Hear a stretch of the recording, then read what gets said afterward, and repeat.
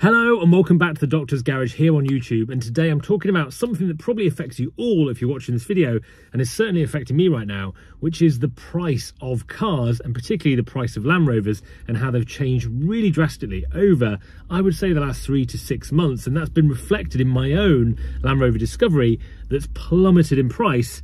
And worse still, I don't even have it. It's at the dealership while it's losing value. So in this video today, I'm going to be talking about a few things. We'll be talking about the price of vehicles at the moment, particularly Land Rovers, and talking about actually the theft of Land Rovers in particular as a brand, and particular models are getting more stolen than others, and what has that meant for insurance and also values of vehicles, because it's having a significant knock-on effect. And certainly for myself, in my position with the Land Rover Discovery 5, I've really noticed those changes, and I guess it's going to inform what am I going to do next when I come to changing my Discovery. Also, if you watch the channel, I'll be giving an update as to where I am with my Discovery, because it's now been 4 months that it's been at the Jaguar Land Rover dealership. I'm in my Land Rover Defender 90 today. As you can probably see, this is a 2006-2007 Defender, so not the new model. And this is a vehicle that I've built over the last 3 years, and I'm actually giving it away in a price competition I'm running for just £5. You can win this Defender. 5 weeks now until that draw happens. You can enter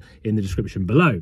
But anyway, let's get on with today's video. So to start with, I was looking at some of the data around stolen rates of vehicles in general, and Land Rover, and particularly the Range Rover Sport and the Range Rover, have really climbed that ladder to getting towards the top of the most stolen cars in the UK, particularly in London and Manchester. Most data is from, and it showed that last year, 2022, 5,200 of these vehicles was stolen, and the rates that they've been stolen at has caused concern for buyers, people looking to purchase vehicles, obviously people that own the vehicles and the fear of getting nicked, and more importantly, the insurance providers. And as a result, insurance for these vehicles has gone up massively. I've got a friend with a Range Rover Sport that's 1 year old, and their insurance premium's gone from being £1,000 a year. Their new quote is £6,000 a year. And actually, on previous videos I've done here on the channel, it's a real similar story for all you guys out there. Insurance premiums have skyrocketed, and that is because insurance is essentially a gamble. It's a bet of how likely is it that they're going to have to cash you out. Obviously, if loads more vehicles are getting stolen, which they have been for Land Rover, Range Rover Sports, Range Rover, then what it means is their insurance premiums go up, so they can cover the loss that they have with a lot of their customers. So it's not a good thing for the industry. It's not a good thing for Jaguar Land Rover. There's so many more cars now sitting on forecourts. Previous to this, these vehicles would be quite sought after. There was a waiting list from the dealer for them. They were selling well over premium as a list price when there was COVID and just after the pandemic. And now I think we're starting to see a big change in that. The price of these vehicles is dropping significantly. People can't get rid of them because no one can insure them. And if you're saying, okay, I'm going to go and buy a new Range Rover Sport, it's £90,000, you're not going to do that if your insurance premium is close to £20,000, which is what I've heard for some people. And worse than that, in central London, if you live in London, you cannot get them insured at all. So insurances are just saying, we're not covering you for this. Basically, it's too much of a gamble for them to insure you. So you can't even get insurance, even if you wanted to pay for it. The other interesting thing is Jaguar Land Rover had an insurance partner, and they have now stopped cover too, and that was last year. So because so many were getting nicked, they've actually stopped insuring them themselves. So not a good thing for Land Rover overall and for the market. And if you own one, it's a bit of a nightmare because prices have just crashed so much. If you think about my Land Rover Discovery 5, it's a Land Rover Discovery 5 HSC luxury. It's got all the gear on it. It's like TVs in the headrest. It's got cooled and heated front seats, heated rear seats, kind of everything you could want on it. And that car new was about 75,000.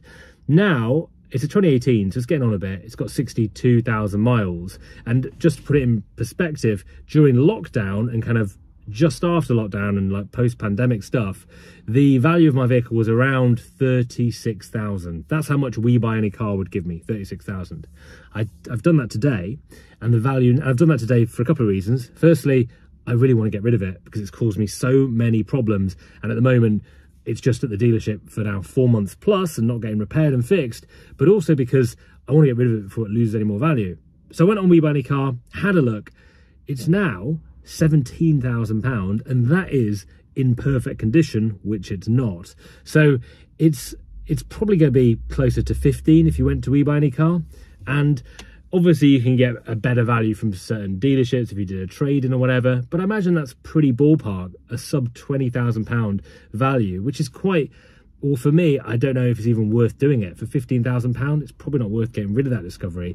I feel like it might be worth more. And I think I was having this thought the other day that it's probably worth more in parts than it is as a vehicle. So if I actually stripped it down and sold the doors, the engine, everything else, I'm probably going to get more money than if I sold it as a complete car, which is quite crazy. And I'm not sure if I'm you guys who watch the channel will know my mechanical expertise is not brilliant, and the thought of me having to strip it down completely and sell bits is a bit challenging. But who knows, that could be quite an interesting video, right? Doing my own braking of my own car because the value's dropped so much. But that's where we are with my Discovery. Still no news from Jaguar Land Rover. Still no ETA on this wiring harness I'm waiting for. And I don't really know what to do. Jaguar Land Rover say they can't buy the vehicle. Marshall's, the dealer, say they don't want to buy the vehicle because it's obviously got no value, and for them, if they buy it and the repair doesn't work or they have to wait longer, they don't want a dead car sat in their forecourt, which I get. So kind of stuck really as to what to do. Still waiting to hear from them. So in regards to prices of vehicles at the moment, it's a really interesting time. They were very, very high post-pandemic, now have really taken a big drop, particularly in the Land Rover models. So what can you do if you have a Land Rover, a Range Rover Sport? What are the best security things you can be doing to help protect your vehicle? Now, I made a video about this probably around 2 or 3 years ago now, and I talked about a few things that I thought were the best security modifications you could do. And since then, I've had a lot of messages on that video. A lot of people have said different things, and so I've got some interesting thoughts on that, really. So I think the first thing to note is that over 80% of Land Rovers, your Range Rovers, whatever Land Rover model you have, these cars have been nicked with relay theft. So 80% without the keys. So people are turning up to your house, scanning for your keys, opening the car, jumping in and going. And so the first thing is to try and protect your key from getting scanned. So a lot of people would suggest something like a Faraday pouch. So these are like insulated pouches that don't let the signals get out. You can easily, apparently, put it in like a tin, just a steel tin, in a microwave, in a pouch that you can buy on eBay. I've listed some of the most popular ones below in this video. So there's a few things you can do just in regards to like stopping that signal getting out, and that's quite good. If someone can't scan your keys, they can't steal your car, and if 80% of them, or over 80%, are getting nicked in that method, that's the first good way to do it. The next thing is obviously more physical things. So you can think of steering locks, you can think of pedal locks, basic stuff that you do to a Defender. I mean, the Defender is interesting because on mine, I can take the steering wheel off, which is pretty good, and then clip it back on with this Optimil removable steering boss. You can't do that on my Discovery, and you certainly can't do that on the new Range Rovers, but that would be pretty good if you could. With that as well, you also have something called a swivel lock that goes over your steering column, and that's got a lock through it as well, and that's quite nice because it just stops people being able to actually put the steering wheel back on even if they found it. So I think the first thing to note is probably you've got your Faraday pouches, those kind of signal blockers. You've got more secure, more physical based security. So your steering locks, your pedal locks, that sort of thing. Bit of a hassle, probably not something you're going to do very often, but it is there. And then you've got more advanced security. So you've got things like trackers. All these vehicles have trackers fitted on them. So all your new Land Rovers will have trackers generally, even back to the 2018 generation. You can track it on your app. The problem is they're all fitted in a very standard place, and the thieves know where those places are. So often you'll see cars that get recovered, they've got this tracker dug out and ripped out from the vehicle.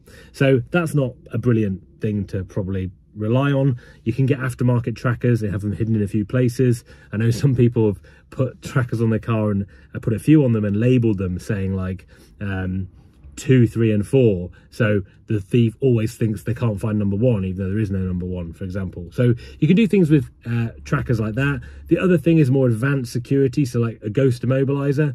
Ghosts are well known in the industry as being probably one of the best security things, and what they are is basically something you add onto your vehicle, and to start your car you have to use a sequence. So you might do like, I don't know, horn, flash your lights twice. I think it works like that, and that allows you to then start your car. So it's a unique sequence you set up. Obviously no one knows that. Quite a good thing to do, probably quite a you know, a worthwhile modification. I think finally, which is probably the most scary, is do you really want your vehicle that hard to steal that someone comes into your house to get the keys and get your code off you, or whatever you might need to do? Because if you've got, let's say, thinking of a really attractive spec car to a thief at the moment, it's probably a new Range Rover Sport, black wheels, black pack, the stealth pack, or whatever is on it, the dynamic pack. Something like that is probably going to get nicked, or at least it will be quite sought after from a thief perspective.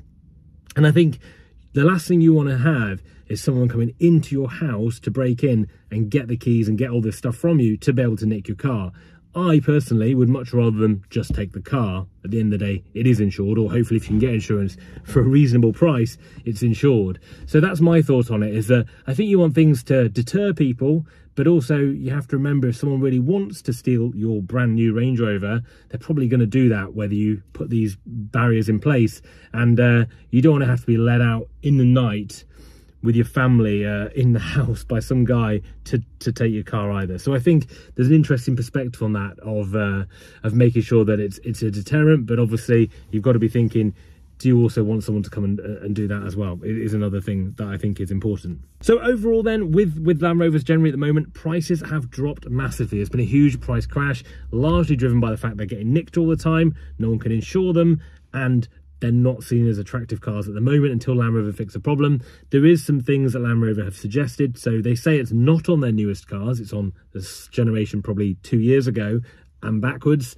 For that, they're doing an upgrade on their vehicles. So apparently it's a complimentary upgrade you can have on the software to make them less easy to steal, because I believe the receiver for the keys in the vehicle emits a signal continuously, and so it can be picked up, and the new software stops that from happening.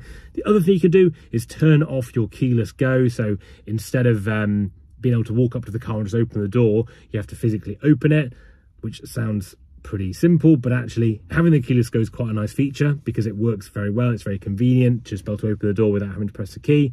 But if you turn it off, it makes it much harder to scan the key and open the door.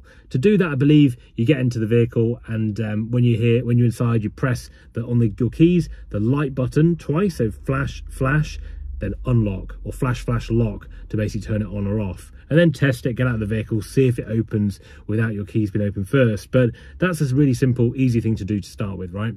So hope that video's been interesting, and let me know what your thoughts are in regards to the values of your Land Rovers that you've got at home. Have you tried them on We Buy Any Car recently? Go online, check out We Buy Any Car, put your your vehicle, your mileage in, and see what it comes up with, and see if you're surprised based on what you might have bought it for a year or 2 years ago. I've certainly got a bit of a surprise when I put my Discovery in, and it has made me think, when I do finally get it back, what am I going to do? What do you guys think? Shall I break it? Shall I sell the parts? Do you need some Land Rover Discovery 5 parts? Because that is an option that I might be thinking of. But anyway, thanks for watching the video. Subscribe to the channel, like this video, and let me know what you think in the comments below.